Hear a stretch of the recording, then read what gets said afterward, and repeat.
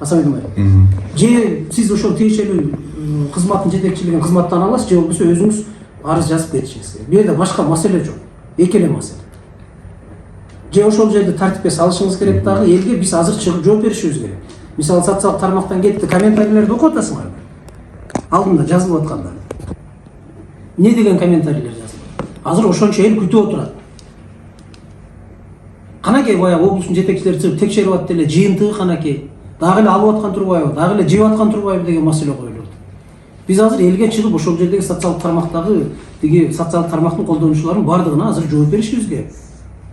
Ушундай болду, мына маселе ушундай экен. Ошон үчүн мондай адамдар жазасын алды. Эми мындан ары ошол нерсе, ошол Ноокат райондук бөлүмүндө тиги дарыгерлер борборунун төрөт бөлүмүндө, башка бөлүмдөрүндө эч кандай кайталанбайт.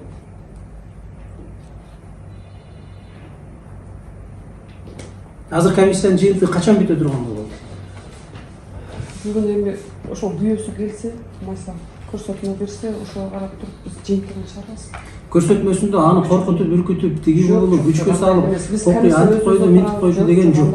Калыс. Эгерде берген болсо, мен бердим деп туруп айтып берсин. Мына ар бирин айтып берсин, берген болсо. Чакырсын, анестезиолог чакыргыла, төрөт бөлүм башчысын чакыргыла. Бардыгын чакырып, кимиси кайсы жерден кандай кылып берген, ошону чечмелеп айтып берсин. Эгерде айтып берип көрсөтмө бере турган болсо, көрсөтмө бергендердин бүт бардыгы жумуштан кетиш керек.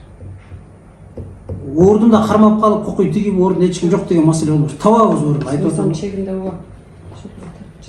Мындай маселе эч жерде көтөрүлбөш керек ал. Карапайым эл багып ошол 6000 сомун жыргап бир жерден таап келип аткан жок. Ошону келип жыргагандан берип аткан жок. Ал ичинде каргап берип атат. Сен ада таман акы мындай темпен таап келип атат, карызгап келип атат бирөөлөрдөн барып мисалы. Бирөөнүн эле үйүндө 6000 сом акчасы даярдайсыз, алып келип бере кое турган.